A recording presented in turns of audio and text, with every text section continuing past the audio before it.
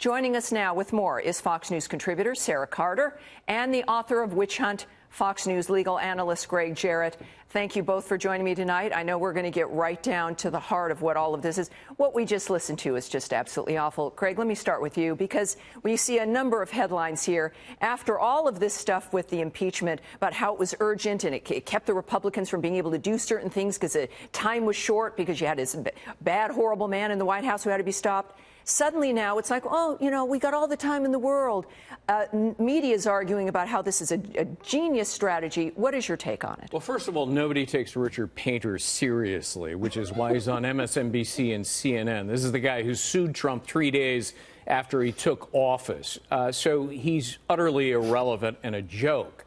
But as to your question, you know, the framers never envisioned a stunt pulled by a Speaker of the House like Nancy Pelosi holding on to articles of impeachment. 2 decades ago, it was sent over immediately. Within minutes, there was a vote to convey and transmit it. The Constitution is actually silent about that. It doesn't say that the Senate has to wait until it's transmitted. It's simply a Senate rule. Mitch McConnell shouldn't be subjecting himself to the extortion of Nancy Pelosi. He can, beginning in January, simply alter the rule or eliminate it entirely and set a date for an impeachment trial. Pelosi wants to deprive Trump of sort of a Sixth Amendment right. Yes, it's not a criminal trial, but the principle applies, confronting your accusers. Well, he's entitled to a trial. Yeah. He's entitled to an acquittal if that's what the supermajority decide, or majority would decide. You have to have a supermajority to remove him. Well, in this, of course, Sarah, we've seen this before. It's in their nature to deny due process to someone they accuse. You think of Justice Kavanaugh, months and weeks of just trying to destroy that man's character and then just throwing him out, right? That was done. They've accomplished that. It looks like they want to accomplish the same thing here. Is that your sense? Some people think Pelosi is serious and she really wants fairness in the Senate when she didn't, of course, afford that to the president. What's your take on her real agenda and what the impact will be ultimately on the Democrats? Well, in my opinion, Tammy, the real agenda here is that Nancy Pelosi never wanted to do this to begin with. She knows it's political suicide. And the only thing she can do is actually hold on to these papers to not move the impeachment forward in the Senate.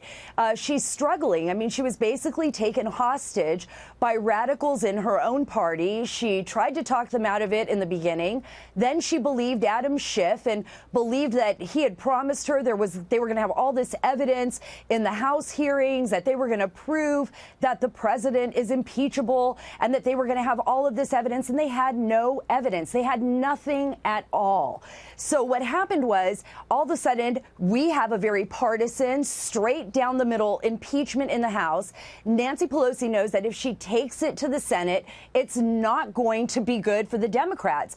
The only thing she can do right now is hold on to those articles of impeachment. And by the way, another point here, a lot of people are trying to make out on the Democrat side, and even Jennifer Rubin with the Washington Post, like she is some kind of genius for doing this. This was her only option. It's not like she thought about this before she went into it. She just has no other way out of this. Well, in fact, she's going to play her cards. Yeah, in fact, perhaps this was the plan from the start, ultimately, because it has been a scheme, and they really haven't cared about the impact on the country. But Gregg, there's also this presumption, it seems, from the Democrats that the Republicans will allow this to continue. Maybe they do think. We've seen the president's numbers go up. We've seen the opposition to impeachment go up as well. But isn't it proper? Because if they don't, there's nothing in the Constitution that says they have to do this, as you've noted, and they could change the rule easily.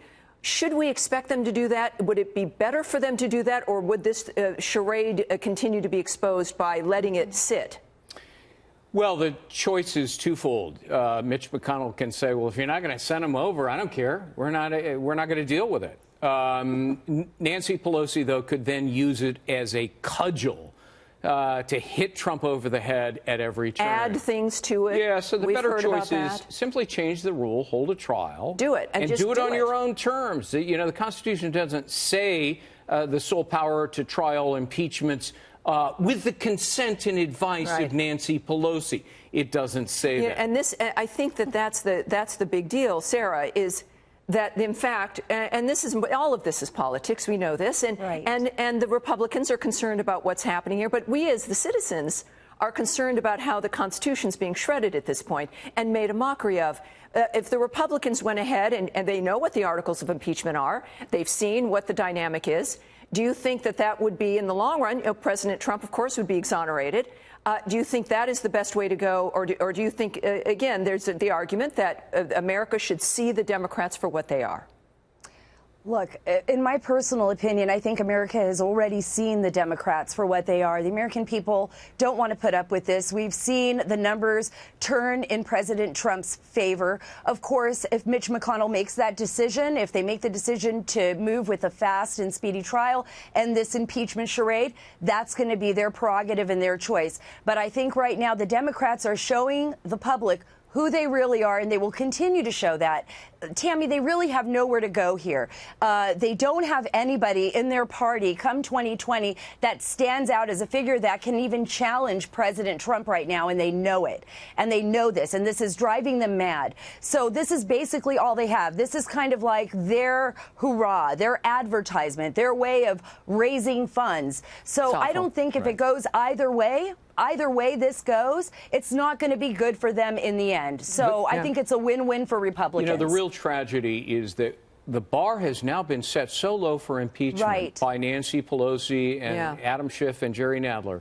Any perceived offense is now impeachable, and it will extend in perpetuity more and more impeachments by Democrats unless Republicans vote Democrats out of office. They lose control of the House, and Nancy Pelosi loses her job. Otherwise, we're going to see multiple impeachments down the road. If there is not a dramatic response by the people, we're the final word.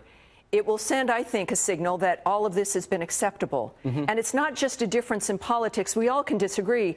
This has been a wanton disregard for the impact, not just on our system, but on the messaging it sends even to young people in the country that destroying the character of someone through a hoax or through lies, that due process means nothing, that equal justice means nothing, is, of course, ironically, why Trump was elected. He's taking these slings and arrows.